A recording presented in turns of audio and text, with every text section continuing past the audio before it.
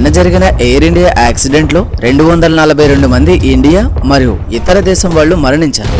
మరియు ఏ పాపం తెలియని తమ క్లాస్ రూమ్లో చదువుకుంటున్న మరియు తినడం కోసం అన్నం ముందు కూర్చున్న మెడికో విద్యార్థులు కూడా ముద్ద నోట్లోకి పోకముందే మరణించారు. ఇంత దారుణం జరిగి ఇంకా అందరూ మరణించారు అని బాధపడుతున్న సమయంలో ఆ మంటల్లో నుండి ఒక వ్యక్తి, నేను ఇంకా బ్రతికి ఉన్నాను, నేను మృత్యుంజయుణ్ణి, చావు అంచుల వరకు వెళ్ళి వచ్చాను, ఇక్కడి నుండి నన్ను మీరే కాపాడండి అని అంటూ పరుగున బయటికి గాయాలతో ఒక వ్యక్తి వచ్చాడు. ఆయన చూసి జనం నిజంగా ఆశ్చర్యపోయారు. నిజంగానే ఈ వ్యక్తి ఆ ఫ్లైట్లో ప్రయాణించిన వాడా కాదా అని కూడా అతన్ని అడగగా అతడు తన దగ్గర ఉన్న టికెట్ చూపించాడు. దెబ్బకి అందరూ షాక్ అయ్యారు. అతని పేరే రమేష్ విశ్వాస్ కుమార్. ఇప్పుడు ఈయన గురించి కొద్దిగా క్లియర్గా తెలుసుకుందాం. చావు నోట్లో నుండి బయటకు నడుచుకుంటూ వస్తున్న వ్యక్తే రమేష్ కుమార్. ఆల్రెడీ మీరు వీడియోస్ అన్ని చూసే ఉంటారు. ఈ ఎయిర్ ఇండియా ఫ్లైట్లో 11A అతని సీటు. ఇతని వయసు 40 సంవత్సరాలు. ఫ్లైట్ రన్వే మీద నుండి టేకాఫ్ అయ్యి వస్తున్న మూమెంట్లో పైకి వెళ్లాల్సింది పోయి కిందకి వచ్చేసి ఆ బీజే మెడికల్ కాలేజ్ హాస్టల్ని గుద్దేసి బ్లాస్ట్ అయిపోయింది. ఆ మూమెంట్లో ఫ్లైట్ చెల్లా చెదురుగా పడిపోయింది. దానిలో ఉన్న వారంతా కూడా చెల్లా చెదురుగా పడిపోయారు. మొత్తం శవాల దిబ్బలుగా ఆ కాలేజ్ మారిపోయింది. అలా అన్ని చెల్లా చెదురుగా పడిపోయిన మూమెంట్లో ఒకచోట అతడు కూడా పడ్డాడు. కానీ అతడు ఇంకా స్పృహలోనే ఉన్నాడు. దానితో ఇమీడియట్గా లేచి నడుచుకుంటూ వచ్చేశాడు. దాంతో అతన్ని చూసి దెబ్బకి అందరూ షాక్ అయ్యారు. కానీ అతను నడుచుకుంటూ వచ్చే టైంలో నేను 11A సీట్లో కూర్చున్నాను, నా సోదరుడు మరొక సీట్లో కూర్చున్నాడు. ఇప్పుడు నా సోదరుడు కనిపించడం లేదు, దయచేసి ఎక్కడ ఉన్నాడో చూడండి. ఫ్లైట్ అలా కాలేజ్ పైన కూలిపోయిన వెంటనే అందరూ దారుణంగా మరణించారు. అందరూ చెల్లా చెదురుగా పడిపోయి ఉన్నారు. అందరినీ చూసి చాలా భయమేసింది. కానీ దేవుడి దయ వల్ల నాకేం కాలేదు. కానీ నా సోదరుడు ఎక్కడ ఉన్నాడో చూడండి అంటూ ఆయన రోధించాడు. అయితే ఆయన పేరు రమేష్ కుమార్. ఈ రమేష్ కుమార్ గారు NRI. ఇతను ఇండియన్ అయినా కానీ పుట్టుకతోనే లండన్లో ఉండడం కారణంగా లండన్ వారసత్వం ఉంది. కాగా ఇతను తన తల్లిదండ్రులను చూసేందుకు వచ్చి తిరిగి తన భార్య పిల్లల దగ్గరికి అంటే లండన్కి వెళ్తున్న సమయంలో ఈ ఘటన జరిగింది. ఆ పిల్లలు చేసుకున్న పుణ్యమో లేక తల్లిదండ్రులు చేసుకున్న పుణ్యమో గానీ ఈ రమేష్ని దేవుడు అంత పెద్ద ప్రమాదం నుండి చిన్న గాయాలతో బయటపడేశాడు. ఈ రోజుల్లో అలా పడితే ఇలా మరణిస్తున్నారు, లేదా ఏదో ఒకటి విరిగిపోతుంది. కానీ ఇతను 10 floors ఎత్తైన బిల్డింగ్, దెబ్బకి ఏదైనా బూడిద చేసే మంటలు, వాటన్నిటి నుండి ఎంతో గొప్పగా తప్పించుకున్నాడు. కాదు దేవుడు తప్పించి కాపాడాడు. ప్రతి మరణానికి ప్రతి పుట్టుకకు చాలా కారణాలుంటాయి.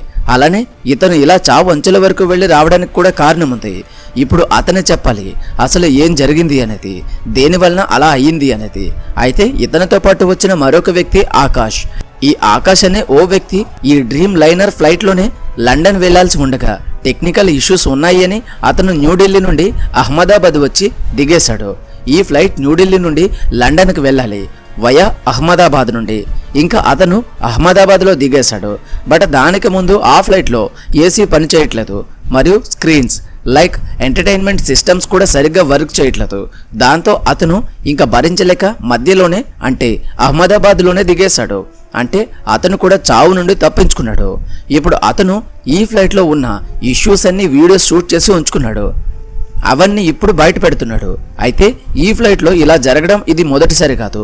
జూన్ 6, 2024లో ఇలా జరిగింది. నెక్స్ట్ డిసెంబర్ 2024 అంటే లాస్ట్ ఇయర్ 2 times ఇదే ఫ్లైట్లో టెక్నికల్ ఇష్యూస్ వచ్చాయట. అయితే అదే ఫ్లైట్లో లాస్ట్ ఇయర్ 2 సార్లు టెక్నికల్ ఇష్యూస్ వచ్చినా సరే ఇదే ఎయిర్ ఇండియా వాళ్ళు పట్టించుకోవాలి. కానీ ఎయిర్ ఇండియా వాళ్ళు అసలు ఏమీ పట్టించుకోలేదట. అసలు ఎంత దారుణమైన నిర్లక్ష్యమో చూడండి. ఇప్పుడు ఇదే ఫ్లైట్ టేకాఫ్ అయినటువంటి 1 minute కూలిపోయింది. వెనకాల అటాచ్ చేస్తేనే అండ్ NOC ఇస్తేనే టేకాఫ్ అయింది. మధ్యాహ్నం 1:39 పైకి ఎగిరింది.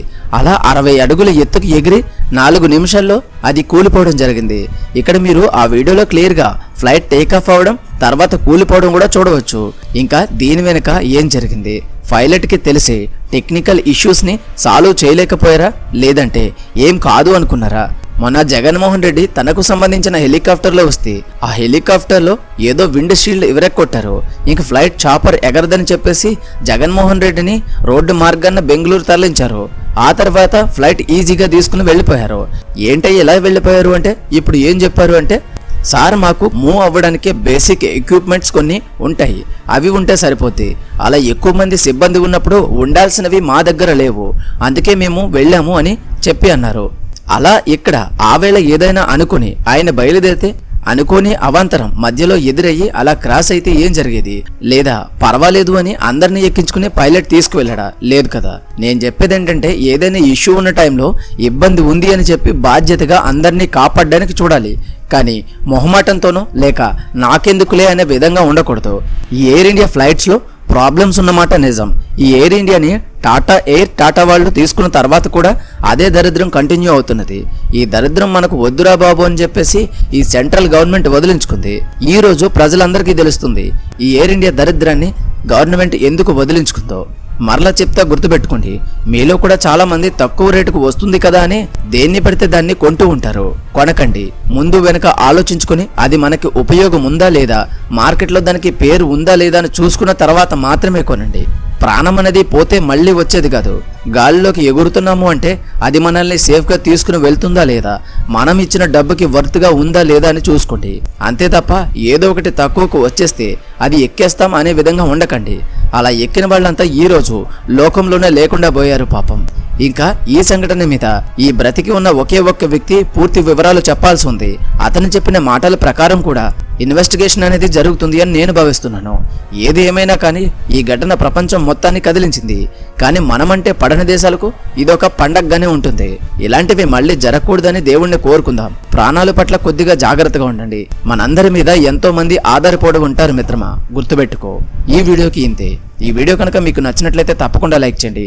అలాగే మరిన్ని మంచి వీడియోస్ కోసం ఛానల్ని సబ్స్క్రైబ్ చేసుకుని బెల్ ఐకాన్ ఆల్లో పెట్టుకోండి.